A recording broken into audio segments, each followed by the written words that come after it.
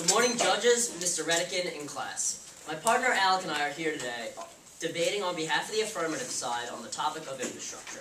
The resolution of this debate is resolved that the United States federal government should substantially increase its transportation infrastructure investment in the United States. But before we can talk more about this topic, some background must be discussed. Back in the 1800s, one of the primary focuses of the nation was westward expansion.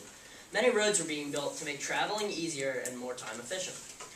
Several canals, such as the Erie Canal, built in 1825, were also built to help link up the interior of the country. However, nothing grew as much as the railroad industry.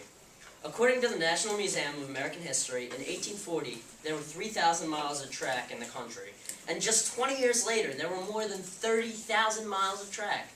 In the first half of the 1900s, the importance of roads to the economy was realized, and the government began to really help states fund with maintenance and growth of needs. In fact, the Pennsylvania Turnpike, which opened in 1940, was the first superhighway in America, setting a standard for the future. Then, in 1956, President Eisenhower authorized the construction of 40,000 miles of limited access roads, creating the interstate highway system. Many people began traveling by car and plane, so the railroad industry began to focus on hauling freight. It's at this time when airports also began to expand. But now we come to more modern times, times of an economic crisis.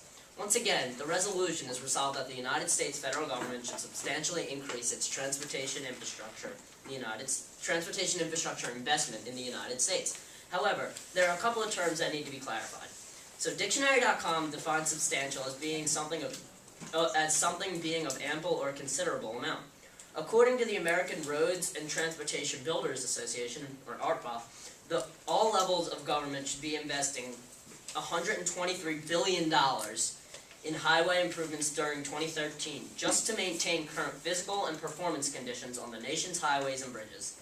Congress has always provided almost half of this, which would be around $60 billion.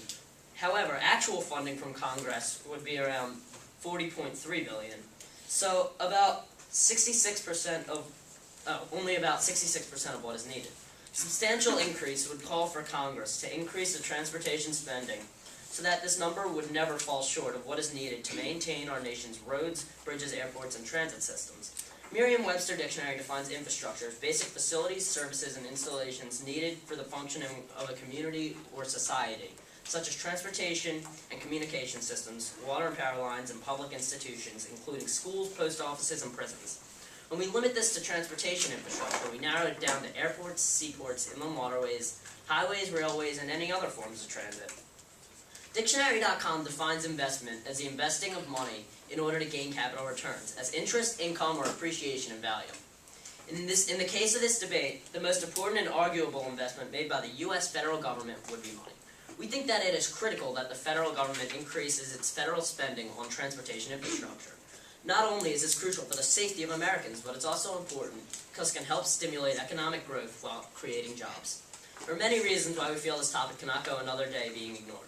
First and foremost, it is crucial for the safety of the public that the government invests more money into fixing and maintaining the transportation infrastructure. One big example of this is bridges. According to infrastructurereportcard.org, the average age of a bridge in America is 42 years.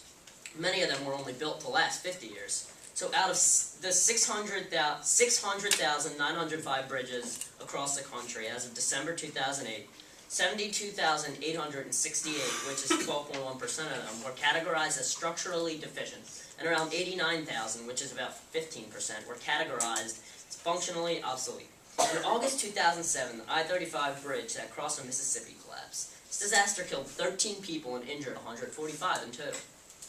Congress needs to provide states with enough money to maintain these bridges and also needs to ensure that the money only goes to fixing and building bridges in order to prevent future disasters from happening.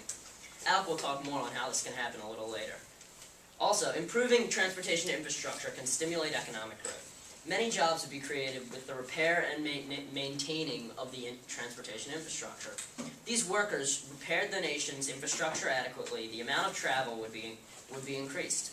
That would mean more business for governmental local transit as well as more business for other transit companies. From an economic standpoint, investing more money in the transportation infrastructure would have positive effects, even if it involves investing money initially.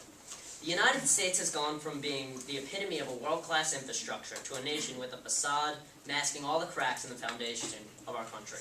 The transportation infrastructure problems have a direct impact on all our lives. We can no longer afford to ignore the pothole-infested roads, deficient bridges, and mechanically unstable airplanes. The quality of life for future generations depends on our willingness to take action now. So do the right thing. Vote affirmative.